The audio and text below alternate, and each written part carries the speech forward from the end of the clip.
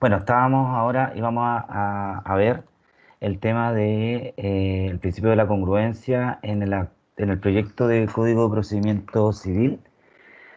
En este proyecto, en su libro primero, las disposiciones generales, específicamente en el título 13 de las resoluciones judiciales y su eficacia, capítulo primero de las resoluciones judiciales, del artículo 201, se titula Congruencia. Y es una réplica del artículo 160, porque dice, las resoluciones judiciales se pronunciarán conforme al mérito del proceso y no podrán extenderse a puntos que hayan sido expresamente sometidos a juicio por las partes, salvo en cuanto las leyes manden o permiten a los tribunales proceder de oficio. Y si ustedes, habrían pequeñísimas diferencias respecto a la redacción actual que tiene el artículo 160, porque el 160 habla de las sentencias, en cambio acá dice las resoluciones judiciales, entonces extiende como necesidad de respetar el principio de la congruencia no solo a la sentencia definitiva, sino que a todas las resoluciones judiciales. Esa es una cuestión que además debe tenerse en cuenta, ¿no es cierto? Entonces, se impone como principio rector el respeto al principio de congruencia, no solo en la sentencia, sino que en todas las resoluciones judiciales, ¿ya? Es decir, todas las resoluciones judiciales, por respeto a este principio, deben contener pronunciamientos que se ajusten al mérito del proceso, específicamente a lo que pide la parte y a lo que consta, ¿no es cierto?, en el proceso. Por otro lado, en el libro tercero que reglamenta los recursos procesales, en el título primero, capítulo primero sobre las disposiciones comunes a los recursos, se indica en el 362, congruencia. El tribunal que conociere de un recurso solo podrá pronunciarse sobre las peticiones concretas formuladas por los recurrentes, quedándole vedado extender el efecto de su decisión a cuestiones no planteadas por ellos o más allá de los límites de lo solicitado, salvo en los casos en que la ley facultare para proceder de oficio. Es decir, en el proyecto encontramos, ¿no es cierto?, y ahora la congruencia especificada a propósito de los recursos procesales y de los medios de impugnación que tienen las partes para revertir una decisión jurisdiccional. Y en este escenario, lo que sí se circunscribe acá es la congruencia, que es una cuestión que desde antaño, ¿no es cierto?, se ha respetado en las Cortes por los ministros, es que el pronunciamiento del Tribunal Superior debe ajustarse necesariamente a las peticiones concretas que se contienen en el recurso respectivo, ya sea en la apelación, en la casación o en un recurso de nulidad. No es aquello que ustedes señalen en el cuerpo del recurso, sino lo que señalan en la parte petitoria, en las peticiones concretas, que es el por tanto. Ustedes van a ver, o cuando veamos algunos ejemplos de escritos procesales, todos ellos terminan con un por tanto. Dicen, por tanto, ruego usía, por tanto, de conformidad con lo expuesto en los artículos, ruego usía. En este caso, por ejemplo, en un recurso de apelación uno tiene que decir, por tanto, ruego a su señoría ilustrísima que conociendo el presente recurso de apelación, revoque la sentencia en alzada, revoque, y en definitiva, rechace la demanda. Es una petición concreta. Pero si usted le dicen que se acoja el recurso de apelación, la Corte se la va a rechazar por falta de peticiones concretas. Recuerden que en el actual Código de Procedimiento Civil, el artículo 201 faculta a los tribunales, tanto el de primera como el de segunda instancia, de declarar inadmisible el recurso de apelación cuando no contiene peticiones concretas. No sé si se recuerdan. El 201 señala lo siguiente. Dice, si la apelación se ha interpuesto fuera de plazo o respecto de resolución inapelable o no es fundada o no contiene peticiones concretas, el tribunal correspondiente deberá declararle inadmisible de oficio. ¿Ven? Entonces, en este sentido, en el actual Código de Procedimiento Civil, el respeto al principio de congruencia, por lo menos en el recurso de apelación, se encuentra contenido en el artículo 201, ¿ya? A diferencia de lo que ocurre en este proyecto que de manera genérica y como principio, como disposición común a todo recurso, establece que el tribunal que conoce del recurso solamente puede pronunciarse respecto a aquellas peticiones concretas formuladas por los recurrentes en su recurso. ¿Ya? Otra particularidad que tiene el código o el proyecto de Código Procesal Civil es que vamos a ver que, a diferencia de lo que ocurre actualmente, el único recurso que se consagra para efectos de impugnar sentencias es la apelación. Y en este escenario, el recurso o el nuevo recurso de apelación tiene, por una parte, o incorpora tanto el recurso de casación en la forma como el de apelación. ¿Ya? Porque miren, en el artículo 381 dice causales específicas del recurso. Estamos hablando del recurso de apelación, dice. Cuando el recurso de apelación se fundare en la infracción de normas que consagren derechos o garantías procesales cometidas en el primer grado jurisdiccional, deberá alegarse y configurarse una de las más siguientes causales. D. Que la sentencia se hubiera dictado eh, en ultra petita, esto es, otorgando más de lo pedido por las partes, o extra petita, esto es, extendiéndola a puntos no sometidos a la decisión del tribunal, sin perjuicio de cuando se le faculta obra de oficio. Entonces, acá nuevamente eh, vuelve, o existe la misma causal de casación del artículo 768, pero ahora como causal específica del recurso de apelación. Bueno, en el proyecto, como les decía yo, reitera que la incongruencia es una causal, ¿no es cierto?, de nulidad de la sentencia, con la salvedad que en el nuevo proceso civil está la sanción de nulidad respecto a la infracción del principio de congruencia no está contemplada como causal de casación en la forma, sino que como causal específica del recurso de apelación. En definitiva, lo que hace el proyecto es eliminar el recurso de casación en la forma, ya que sus causales las reúne dentro de la regulación del nuevo recurso de apelación, ¿no es cierto? Y en este caso, la apelación, que tradicionalmente era un recurso de enmienda, es decir, el que se interponía ante el tribunal que dictó la resolución impugnada para que el Tribunal Superior Jerárquico, ¿no es cierto?, la enmendara con arreglo de derecho, se transforma además de un recurso de enmienda en uno de nulidad. Es decir, que invocándose alguna de las causales específicas del recurso de apelación, el tribunal eventualmente, el Superior Jerárquico, podría invalidar o anular, ¿no es cierto?, la sentencia que dicte el tribunal del primer grado jurisdiccional. ¿Ya? En resumen, en el nuevo proceso civil, el, el recurso de apelación tiene una extensión mayor, ¿no es cierto? Porque no está limitado solamente a la modificación o revocación de la decisión jurisdiccional, sino también se le faculta al Tribunal Superior para, ¿no es cierto?, declarar la nulidad de una sentencia. ¿Ya? Antes de terminar este tema de la congruencia, eh, anotar, esto no está en el apunte por si acaso,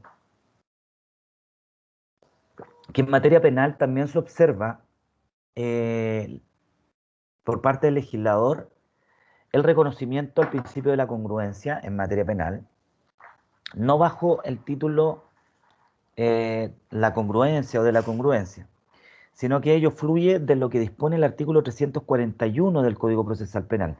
Porque miren, dicen, el artículo 341, sentencia y acusación.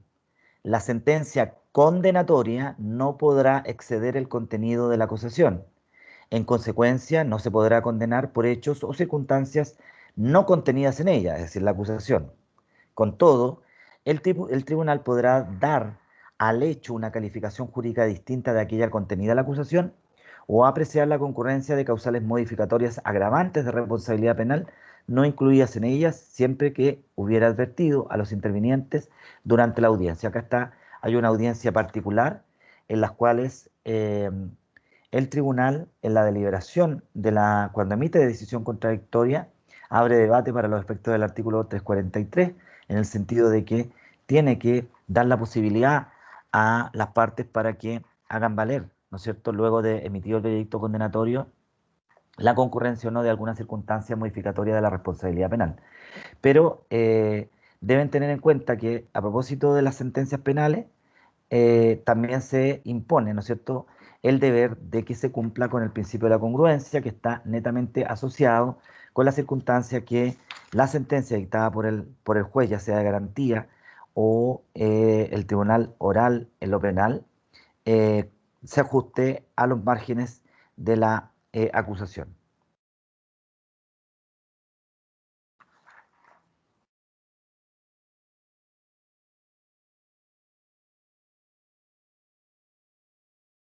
Incluso la letra E, la letra C y E hablan un poquito de esto porque cuando se habla del contenido de la sentencia, en la letra C dice que tiene que haber una exposición clara, lógica y completa de cada uno de los hechos y circunstancias que se dieran por probados, fueran ellos favorables o desfavorables al acusado, y de la valoración de los medios de prueba que fundamenten dicha conclusión de acuerdo a lo dispuesto en el artículo 297. Y luego la letra E dice: la resolución que condenare o absolviere a cada uno de los acusados por cada uno de los delitos que la acusación le hubiera atribuido, lo que se pronunciare sobre la responsabilidad civil de los mismos, y fijar el monto de la indemnización a que se diera lugar. Entonces ahí está circunscribiendo, ¿no es cierto?, que la sentencia tiene que contener un pronunciamiento respecto de todas aquellas cuestiones que fueron objeto de la investigación criminal, que principalmente formaron parte, ¿no es cierto?, o que están dentro de los marcos de la acusación del Ministerio Público, y dentro de ello el tribunal, ¿no es cierto?, dictar una decisión de absolución o condena, sin perjuicio de que dentro de los marcos de la acusación y de lo que resulte probado en juicio, el juez puede dar una calificación jurídica distinta al hecho, ¿no es cierto?, que sirve de fundamento de la acusación como hecho delictivo. Puede ocurrir que el Ministerio Público, al fundar la acusación, estime que los antecedentes de hecho de la misma sean constitutivos del delito de robo en lugar habitado, ¿ya?, con escalamiento. Y y a la secuela del juicio, ¿no es cierto?, puede resultar probado que no hubo escalamiento y que al final de cuentas el imputado no forzó ni destruyó la puerta de acceso, sino que la puerta estaba abierta, ¿ya? Y en ese caso, claro, la figura pasa de un robo en lugar habitado con escalamiento a un delito de hurto simple, a un simple delito. Entonces, no confundamos, es decir, el principio de la congruencia penal lo que nos dice: el juez tiene que ajustarse al mérito del proceso, al marco que le entrega la acusación, pero eso no impide, conforme a lo que figura en el artículo 341, inciso segundo, que el tribunal pueda hacer una calificación jurídica distinta de los hechos, como se lo acabo de explicar, incluso pueda estimar o no la concurrencia de circunstancias modificatorias de responsabilidad penal, ¿ya?, que no se encuentren incluidas en la acusación. Por eso, cuando emite un veredicto condena, el Ministerio Público perfectamente puede no haber invocado en favor del imputado la aminorante de responsabilidad de la irreprochable conducta anterior, pero en la audiencia del artículo 343, es decir, luego de emitida la decisión condenatoria, perfectamente el apoderado del acusado eh, puede, ¿no es cierto?, solicitar al tribunal, para los efectos de determinar, ¿no es cierto?, la plena aplicable, considere la circunstancia modificatoria de la reprochable conducta anterior, acreditando la concurrencia esta causal con el respectivo extracto de filiación antecedente, que figura que el imputado no tiene anotaciones pretéritas en el registro prontorial, es decir, no tiene condenas, sentencias condenatorias penales dictadas con anterioridad a la dictación de la sentencia que se pronuncia en ese acto. ¿Les quedó claro? Sí, profesor, yo quería hacerle una consulta. Bueno, Dígame. igual pasó un poquito el tema, pero no quería interrumpirlo antes. Pero sobre cuando usted habla, cuando el tribunal o el juez puede actuar de oficio, Sí, sí. a lo mejor es muy absurda mi pregunta, pero es que se No, me no, mira, yo, contrapone. yo le voy a decir algo. No hay preguntas tontas, sino que tontos que no preguntan. No, Ok, pero esto es un tema así como que cuando los funcionarios también me dicen que tengo abogado, me dicen magistrado, porque igual cuando son abogados hay dudas que nos surgen a todos, y todos estamos aprendiendo cada día que pasa. Así que es lógico y lícito siempre preguntarse, y cuando no quedan claras las cosas, mejor preguntarla, porque muchas veces entre uno o más, dos mentes piensan mejor que una. Yo siempre, trato de ser siempre muy, muy humilde en la labor que yo hago. Entonces siempre creo que cuando tengo dudas tengo que consultar. Así que no se preocupe, consulte todo lo que quiera. ok, gracias. Bueno, mi pregunta entonces va dirigida como cuando usted habla, cuando los tribunales o los jueces pueden actuar de oficio, se me contrapone con aquello que usted hablaba sobre respecto a las incongruencias. Entonces, yo digo, entonces, ¿en dónde yo puedo encontrar específicamente las materias o las situaciones en donde efectivamente el juez puede actuar de oficio sin caer en incongruencia? O sea, ¿son materias determinadas o situaciones determinadas? Claro, cuando veamos, y lo anunciamos en el curso pasado, eh, lo que usted tiene que tener como principio fundamental que inspira el proceso civil es el principio positivo, ¿no es cierto? Y ya habíamos visto que el Código Orgánico de Tribunales, ¿no es cierto?, nos establece como principio, ¿no es cierto?, del ejercicio de la actividad jurisdiccional, el de pasividad. Es decir, lo que los jueces, ¿no es cierto?, o los tribunales solamente se pueden pronunciar respecto a aquellas solicitudes que les formulen las partes, no pudiendo obrar de oficio salvo en los casos que establece la ley, y lo vimos cuando analizamos este principio, eh, cuando analizamos el artículo 10 del Código Orgánico en el curso pasado, cuando dijimos que los tribunales no podrán ejercer su ministerio sino a petición de partes, salvo en los casos en que la ley los faculte para proceder de oficio. Antiguamente, en el proceso penal, en el sumario, los jueces obraban de oficio y podían hacer lo que querían. Investigaban, acusaban, etcétera, y luego se sentenciaban, ¿ya? Pero hoy por hoy, al eliminarse o suprimirse como eh, procedimiento en Chile, el antiguo proceso penal, todos los tribunales actualmente están inspirados por el principio de la pasividad, es decir, solamente pueden intervenir o dictar resoluciones judiciales en la medida que lo pidan las partes. ¿Cuándo pueden emitir resoluciones judiciales o pronunciamientos jurisdiccionales sin que la parte se los pidan, conforme a lo que acabamos de leer, cuando la ley así lo autoriza? ¿No es cierto? Eso ya está como claro.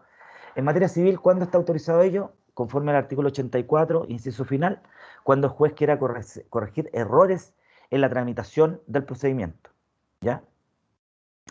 También cuando observe eh, ciertos vicios procesales, generalmente a propósito de los presupuestos procesales necesarios para trabar una relación jurídico-procesal, como sería la situación de la falta de emplazamiento, ¿ya?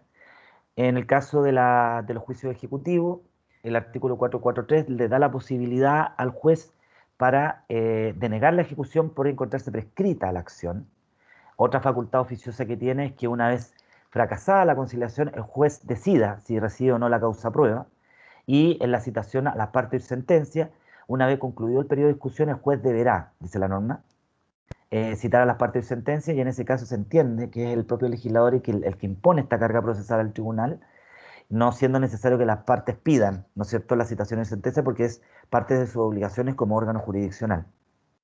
Y una de las manifestaciones más patentes, nuevamente en el proceso civil, se encuentra constituido por las medidas para mejor resolver, que son aquellas que están detalladas en el artículo 159, que en términos muy simples son diligencias probatorias que ordena el tribunal luego de citadas las partes de sentencia sin que las partes se lo pidan, ¿ya?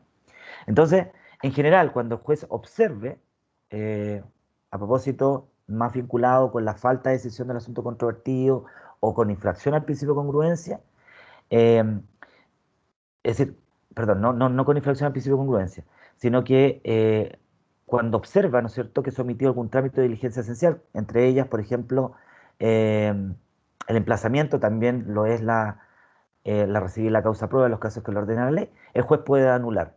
Si el juez no lo hace, si no ejerce esa facultad oficiosa, usted lo que tiene es el recurso de nulidad o el incidente de nulidad procesal, derechamente la casación o, en definitiva, en la Corte de Apelaciones, solicitar que el tribunal de oficio, ¿no es cierto?, case la sentencia, si es que usted solamente apeló, pero no interpuso recurso de casación. En su alegato dice su señoría, bueno, del mérito del proceso se observó que se omitió tal trámite y conforme a las facultades que le confiere el artículo 775 del Código Procesal de Procedimiento Civil a su señoría ilustrísima, solicita tenga bien anular de oficio la sentencia porque se ha omitido un trámite de diligencia esencial. Pero, en definitiva, lo que quiero entender yo es que usted me dice cómo usted, en su calidad de abogado litigante, puede hacer valer la incongruencia en caso de que el juez, ¿no es cierto?, eh, ejerza una función oficiosa sin tener facultad para ello. ¿Eso es lo que me está diciendo usted? Sí, eso. Incluso eso podría ser delito de prevaricación. Usted se podría ir de prevaricación. Entonces, cuando el juez falla algo que no está en el mérito del proceso o que no está dentro de su facultad oficiosa, lo que corresponde desde el punto de vista del procedimiento sería, lógicamente, que usted interponga un recurso de reposición, que es un recurso de retractación, en la cual le dice, y que se interpone ante el mismo tribunal que dictó la resolución impugnada, que es la regla general dentro del ordenamiento jurídico, en la cual el abogado litigante le pide al tribunal, en razón del error que ha cometido, que rectifique la resolución y la deje sin efecto. Entonces usted ahí tiene como herramienta de control para evitar esa incongruencia el recurso de reposición, porque usted le dice, su señoría, por ejemplo, usted tuvo por presentada la lista de testigos, pero oiga, según las normas del Código de Procedimiento Civil, la lista de testigos tiene que presentarse dentro de los 5 primeros días del probatorio y el demandado lo presentó el día 6. Y usted me está teniendo por presentada una lista, es decir, van a declarar testigos cuando unos testigos de mi contraria, siendo que su derecho para poder solicitar la prueba testimonial precluyó. Hay una incongruencia, ¿no es cierto?, con el procedimiento, con la norma ordenatoria litis, ¿ya? Perdón, regulatoria litis. Y ahí usted a través de la reposición puede hacerlo. Vamos a ver cuando analicemos el recurso de casación, que la mayoría de sus causales tienen que ser preparadas. Entonces usted cada vez que observe una irregularidad en el procedimiento, la preparación del recurso importa, según lo que se señala en las normas de la casación, que el recurrente previamente haya reclamado en todas las instancias el vicio que es fundamento del recurso de casación. Por ejemplo, usted le hizo presente esto de la lista de testigos y el juez se la rechazó. Ya, usted apeló en contra de esa resolución, la Corte la declaró inadmisible, por decirle. Y nuevamente, entonces usted dice, ¿sabe qué? Yo en contra de esa apelación interpuse recurso de esa resolución, interpuse recurso de reposición, de apelación, recurso de hecho, entonces preparé el recurso. Mi fundamento del recurso de casación es que se ha omitido, es decir, que se ha vulnerado las reglas de la prueba, ya que se permitió una prueba que no estaba, que estaba extemporánea, ¿ya? Pero siempre usted va a tener como herramienta el recurso de reposición o el incidente de nulidad procesal, que también es otra vía para alegar, ¿no es cierto?, esta incongruencia, porque dijimos que el fundamento mismo de la incongruencia civil es el fundamento también de la teoría de la nulidad procesal. ¿Ya? Entonces, incongruencia, cuando usted observa incongruencia, o en su concepto, el juez está infringiendo el principio de la congruencia, es promover el incidente de nulidad, y se le sale más fácil, dependiendo de la estrategia, poder solamente interponer un recurso de reposición. Ya, profesor, muchas gracias. Ya. Entonces ya terminamos el objeto del proceso. Ahora vamos a ver cortito las finalidades del proceso. Primero, dejar siempre circunscrito que el proceso, como dijimos, es una institución teleológica y que desde el punto de vista analizado en clase, ¿no es cierto?, el proceso se nos presenta, ¿no es cierto?, como una serie de actos jurídicos procesales que se van desenvolviendo progresivamente con una finalidad, ¿no es cierto?, resolver mediante un juicio de autoridad el conflicto de intereses de relevancia jurídica que las partes han sometido a conocimiento y resolución del tribunal. Entonces, desde este punto de vista, se nos presentaría que el proceso no es una simple secuencia de actos, sino que lo que persigue, per se, como finalidad última, es la solución del conflicto. Entonces, muchas veces se ha confundido lo que es proceso como concepto unitario, como institución teleológica que tiene una finalidad precisa con el procedimiento. En el programa sale como procedimiento, perdón, la finalidad del proceso, pero acá vamos a aprovechar desde ya, antes de estudiar los tipos de proceso o procedimiento, de hacer dejar bastante asentado que el proceso per se es un concepto más bien unitario, eh, que está asociado necesariamente a la finalidad, ¿no es cierto?, de que se resuelva conflicto sometido a la decisión del tribunal mediante un acto de autoridad, ¿ya? Para Couture, la idea del proceso necesariamente es teleológica, ¿ven? Dice, si no se culmina con la cosa juzgada, el proceso es solo un procedimiento. Y eso es súper patente, porque muchas veces los abogados dicen el proceso, pero no está notificado el demandado. Entonces, desde el punto de vista estrictamente procesal, yo siempre prefiero hablar de procedimiento, porque mientras no se trabe la relación jurídico-procesal, no hay proceso. ¿Por qué? Porque el proceso tiene un contenido que está dado, como ya hemos visto, por la pretensión, la contrapretensión, por el emplazamiento, con ciertos presupuestos procesales fundamentales, ¿no es cierto? Y antes de que ocurra eso, es decir, antes del emplazamiento, no hay un proceso desde este punto de vista, sino que solamente un procedimiento, y ya lo está denunciando Couture cuando nos indica no, que cuando no hay proceso, lo que nosotros tenemos necesariamente es un procedimiento, ¿ya? Él agregaba que todo proceso supone uno o más conflictos jurídicos, constituyendo, por tanto, dice el proceso, como un medio o instrumento para dirimirlo, ¿ya? A través de un auto de autoridad de manera definitiva e inalterable con la posibilidad de ejecución, ¿ya? ¿Por qué la posibilidad de ejecución? Conforme a lo que ya se vio respecto de los momentos jurisdiccionales, ¿no es cierto?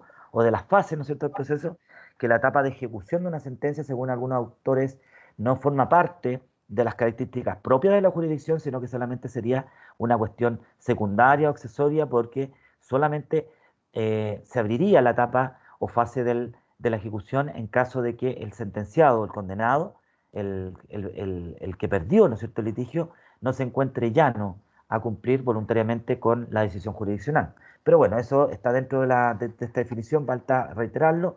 Desde el punto de vista teleológico, como yo les dije, la finalidad o propósito del proceso siempre está caminado a un fin determinado, mismo que se identifica con la resolución del conflicto de intereses, es decir, con este conjunto complejo de actos coordinados con el objetivo de obtener una declaración o una actuación de la voluntad de la ley al caso concreto, ¿ya? Esto nos Profesor, permite, dígame. Una consulta respecto a lo que dijo anteriormente del momento en que se le llamaba procedimiento y el momento que se llama proceso. ¿Ya? Si existiese el caso de que el demandado no es notificado válidamente, ya sea porque se equivocó de domicilio o algo así, ¿aún así se llamaría de procedimiento o proceso? No Mientras no se siendo trate, mientras válidamente emplazado.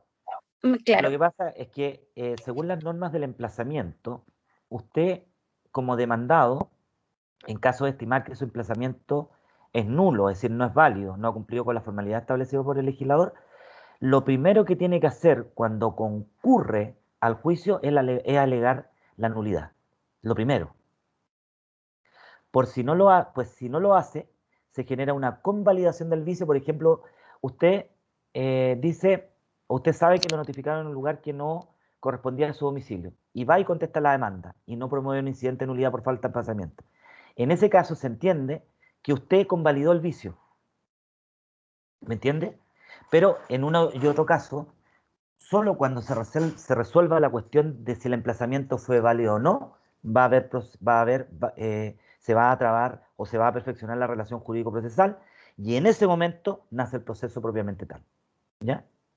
Ya, profesor, muchas gracias por la aclaración. Claro, antes de eso, como les digo yo, hay juicios que pueden ser de 2 o 3 años, pero que nunca se ha logrado notificar al demandado, y ahí solamente hay un procedimiento. ¿Ya? Y esto lo compartimos todos los jueces civiles. Antes de eso, antes del emplazamiento hay un procedimiento nomás, es decir, un conjunto de actos procesales que establece el legislador. Demanda, resolución del tribunal que tiene por interpuesta la demanda, puede citar a un comparendo, contestación y conciliación, pero para que esta cuestión progrese, para que el contenido del proceso quede delimitado para los efectos del artículo 160, necesitamos el emplazamiento para que el demandado tenga el plazo que establece el legislador para defenderse o no. Porque si no se defiende, es decir, no contesta la demanda, se entiende que de una manera genérica contravierte todos los hechos que sirven de fundamento a la demanda, y la carga de la prueba se invierte y le corresponde al demandante acreditar cierta o cual circunstancia. ¿Me entienden? Pero bueno, por eso les digo yo, el proceso, como ya lo vimos a propósito de la naturaleza jurídica, se va a caracterizar porque es una relación jurídica, ¿no es cierto?, que se va desarrollando a través de un conjunto de actos que están vinculados entre sí, que la ley establece, ¿no es cierto?, que permiten vincular a las partes con el tribunal y viceversa, porque hay una relación recíproca, ¿no es cierto? Entonces, necesariamente el proceso requiere de esta interacción entre las partes litigantes, demandante y demandado, con el tribunal, ¿no es cierto?, con el órgano jurisdiccional, y estas relaciones son recíprocas. Ya el juez tiene contacto con el demandante, con el demandado, demandante y demandado se conectan también a través de distintos actos que permiten estas vinculaciones, ¿no es cierto? Porque se entiende desde ese momento, al no estar cuestionado el emplazamiento, de que esa relación es perfecta y puede generarse, ¿no es cierto?, una serie de actos procesales de vinculación entre las partes y el tribunal. ¿Por qué? Porque es una relación jurídica, ¿ya? Antes de que, para resumir, antes de que ello no produzca, no se produce esta relación y por lo tanto no hay proceso, ¿ya? También, desde el punto de vista sociológico, el proceso se nos presenta como un instrumento necesario para solucionar un choque de intereses que se produce entre dos individuos, también pueden ser ciertas entidades, y muchas veces para eliminar cierta incertidumbre jurídica, ¿no es cierto?, que existe cuando en los hechos hay una contraposición de intereses. Juan dice ser dueño de la casa 5 del condominio Cútula y Pedro también dice ser dueño. Entonces, este conflicto está más allá, ¿no es cierto?, de un choque de intereses. Tú me debes plata, pero yo no te la debo. No, acá puede existir este choque de intereses, pero por otro lado, como le digo, existir una contraposición de intereses que en un juicio ambos aleguen la calidad de dueño. Y lo que tiene que hacerse, al final de cuentas, o lo que busca el proceso desde este punto de vista sociológico, es dar solución, ¿no es cierto?, a un conflicto y así lograr la paz social. Porque recuerden que el proceso se nos presenta como una herramienta, ¿no es cierto?, que nos da el legislador para eliminar de la vida cotidiana, del mundo real, los mecanismos autocompositivos como mecanismo de solución de conflictos y se nos entrega como una herramienta eficaz para la solución de estos conflictos de interés y relevancia jurídica. Y desde el prisma jurídico, el proceso se concibe como este instrumento ideal, inmaterial, inespacial, para resolver estos conflictos de intereses, mismos que se producen al interior de la sociedad, ¿no es cierto? Eh, y que para poder resolverlo se necesita esta declaración de la voluntad concreta de la ley. ¿Cuál es esta voluntad concreta? La contenida en el derecho sustantivo, porque el juez lo que tiene que hacer es ir aquilatando los hechos con la norma legal para ver si el presupuesto fáctico de la pretensión o de la contrapretensión se encuentran comprendidos dentro de la norma de derecho sustantivo, que recuerden que es una norma general ya abstracta, que busca resolver casos particulares y concretos. Y esa particularización de la regla general de conducta al caso concreto se hace a través de la dictación de una sentencia definitiva. Y por lo demás, no deben olvidar que el proceso es un instrumento que está en manos del Estado, ¿no es cierto? Y lo que busca es satisfacer derechos subjetivos eh, y darle un carácter de certidumbre, ¿no es cierto? Esta certeza jurídica a ciertas relaciones jurídicas indeterminadas, lo que se obtiene luego de que la decisión final de un juez adquiere el carácter de cosa juzgada, ¿no es cierto? Porque así permite dar certeza jurídica y paz social. Estamos en la hora, no sé si me permiten hablar 5 minutos más para terminar la finalidad del proceso, ¿no hay problema? No, no hay problema, Por profe. mi parte, no, profesor. Ya, Diga ya. nomás, profe. No, profe. Ya, entonces miren, desde este punto de vista, en la doctrina existen posiciones contradictorias en lo referente a las finalidades del proceso. Están las privatistas y las publicistas. Las publicistas, lógicamente, están vinculadas al derecho público, las privatistas más al derecho civil. Y esto fue a lo mejor en un principio, antes de que los procesalistas ingresaran, porque eran antes los civilistas los que también veían los temas procesales y ellos consideraban que el proceso era una institución de derecho privado, ya que lo que buscaba el proceso como finalidad era la de decidir conflictos producidos entre particulares, ¿ya? Ya que en definitiva lo que ocurría era una discusión entre partes, ¿no es cierto?, entre particulares con arreglo a ciertas normas procesales que es la que establecía el legislador, ¿no es cierto?, con el objeto de que se respetaran sus derechos y así a través de la decisión de un órgano jurisdiccional se terminara con esta discusión. Entonces, desde este punto de vista, el proceso sería un instrumento que el Estado pone en manos de los particulares para la protección de sus respectivos derechos subjetivos.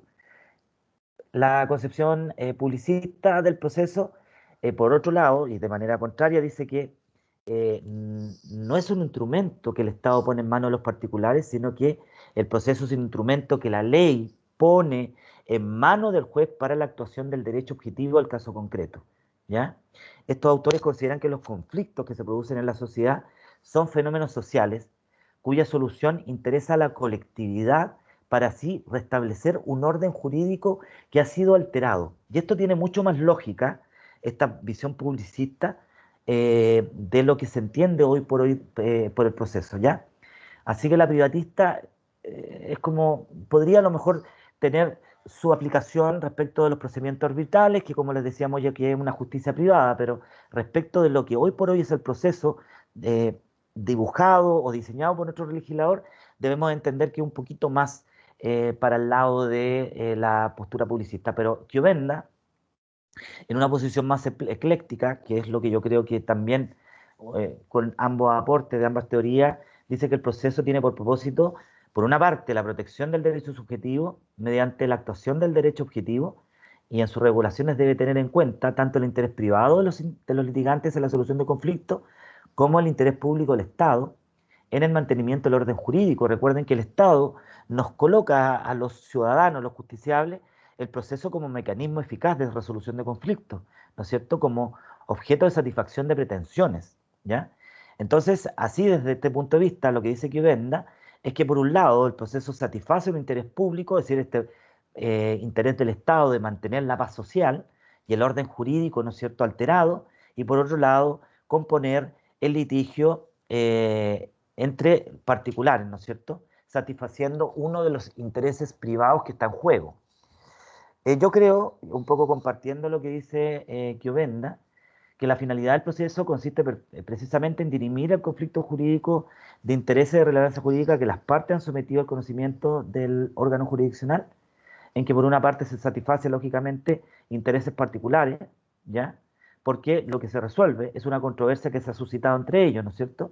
Y el juez lo que hace es intervenir como un tercero imparcial en la resolución de ese conflicto, toda vez que el diálogo entre las partes ha fracasado y este tercero se incorpora, ¿no es cierto?, en este conflicto con la potestad suficiente entregada por la ley, entregada por la Constitución, para dar una resolución final a este asunto con efecto de cosa juzgada. ¿Y cuál es el interés público comprometido? ¿No es cierto? Que el Estado lo que hace es asegurar a través del proceso la resolución de estos conflictos, ¿no es cierto?, evitando de esta manera que las partes lleguen a ciertas fórmulas autocompositivas de resolución de conflictos, ¿no es cierto? Recuerden que el legislador lo que busca a través del proceso es eliminar la autotutela, es decir, la justicia por la propia mano, o la denominada vendetta, ¿ya?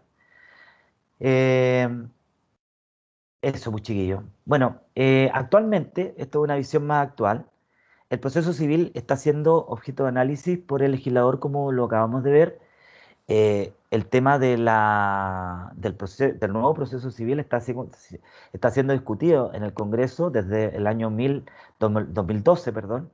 Primero el proyecto Bachelet y ahora con el proyecto Piñera, que también ha sufrido modificaciones. Y en este escenario, sí anticiparles que el código, a propósito de la pregunta que hizo la compañera, en razón de poder identificar cuáles son las facultades oficiosas, dijimos que conforme al artículo 10 del COD, los tribunales solamente pueden, ¿no es cierto?, pronunciarse respecto de la solicitud de las partes y obrar de oficio solamente en los casos que la ley expresamente lo autoriza.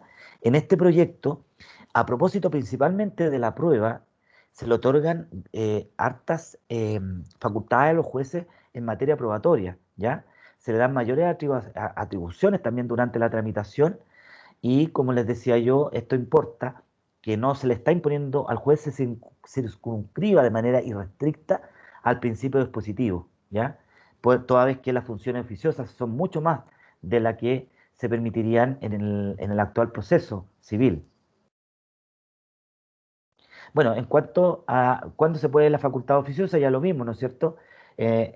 Por ejemplo, las nulidades de oficio por artículo 84, inciso final, eh, la denegación de la ejecución, las medidas para mejor resolver, las citaciones y sentencias, también el artículo 256, que ya lo hemos visto, del Código de Procedimiento Civil, le permite al juez, ¿no es cierto?, tener por no presentada la demanda cuando la misma no cumple con los tres primeros requisitos del artículo 254, ¿no es cierto?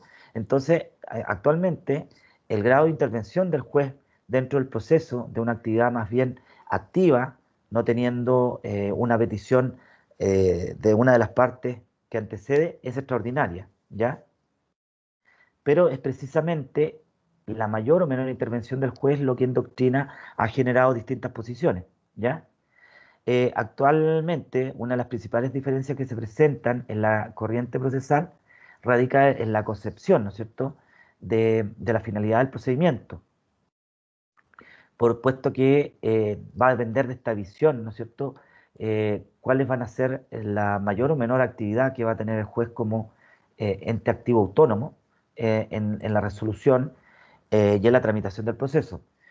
Bueno, desde esta perspectiva encontramos a los garantistas. Para ellos el proceso tiene por propósito restablecer la paz social, para lo cual el juez cuenta, ¿no es cierto?, eh, como un tercero imparcial que cumple un rol de dirección, garante del orden público, especialmente respecto de las garantías constitucionales. Yo creo eso firmemente, que nosotros como jueces debemos velar por la protección de las garantías constitucionales en cuanto la ley nos lo señale. Por ello, el proceso debe ajustarse conforme a los garantistas, a los principios de garantías constitucionales, tales como la igualdad ante la justicia, la imparcialidad del juez, el derecho a defensa, el debido proceso, etcétera, ¿ya? Entonces dice que en ese marco la actividad del juez, ¿no es cierto?, siempre debe cumplir en un rol garantista. Si va a actuar de oficio o va a hacerlos, si no es a petición de parte, tiene que tener como premisa siempre, ¿no es cierto?, que su actuar se ajuste a los principios y garantías fundamentales contenidas en la Constitución. ¿Ya? ¿Y cuáles son los principios que tiene que tener siempre presente en el ejercicio de su actividad? Los del artículo 19, número 3. ¿No es cierto? La igualdad ante la ley, su imparcialidad, que es fundamento importantísimo, ¿no es cierto?, de una decisión jurisdiccional, el respeto al derecho a la defensa, del derecho a defensa, que es parte del debido proceso, y bueno, y todas las otras garantías que vimos a propósito del debido proceso. Pero para los activistas, en cambio, el proceso debe abocarse a la búsqueda de la verdad para poder imponer una decisión justa. Y por ello lo que propugnan estos autores es que se otorgue al juez un rol preponderante dentro de la tramitación del procedimiento, otorgándole amplias facultades, ¿ya? Esta doctrina se destaca por la creación de instituciones caracterizadas por una gran celeridad, como serían las medidas cautelares innovativas, que no se encuentran reconocidas en el Código de Procedimiento Civil, solo a propósito de ciertas situaciones particulares, en procedimientos particulares, pero las medidas cautelares innovativas sí existen en el proyecto de Código de Procedimiento Civil y estas están vinculadas, a diferencia de las medidas cautelares propiamente tales. Las cautelares son aquellas que buscan asegurar la pretensión durante la secuela del juicio.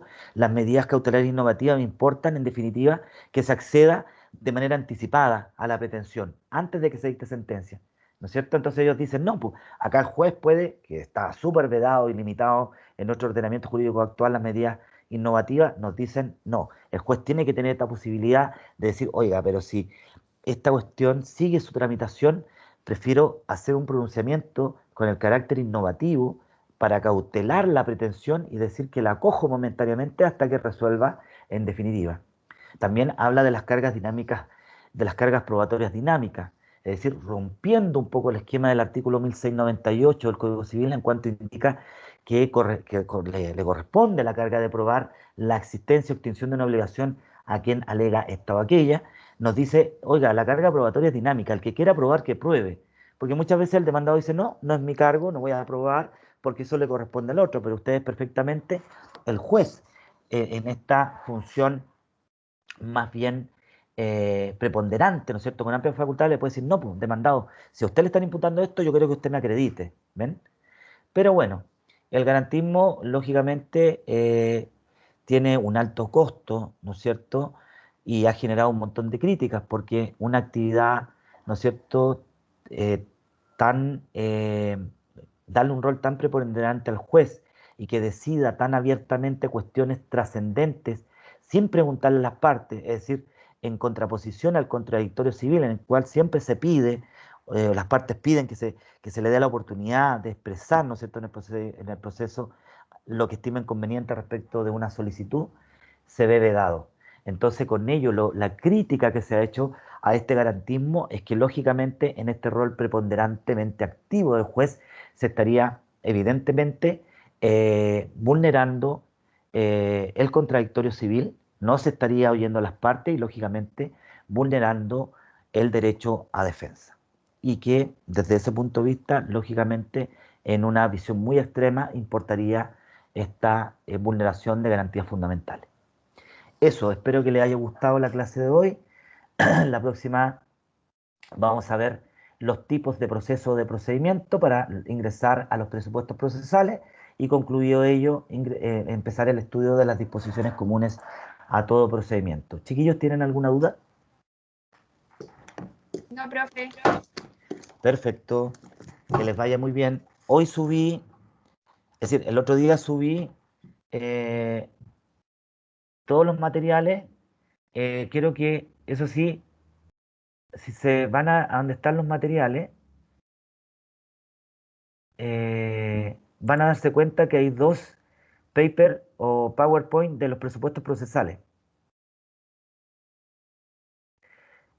Sería conveniente que lo lean, pero para efecto vamos a centrarnos en el paper número 7, porque el número 6 es un estudio a propósito de una particularización de los presupuestos procesales, pero que hicieron profesores de Derecho Procesal de la Universidad Autónoma de México, que yo lo encontré bastante interesante, pero me gusta que lo lean como para que tengan dudas, pero en el paper número 7 analizamos un poco más eh, el estudio de los presupuestos procesales desde el punto de vista de la doctrina nacional, ¿ya?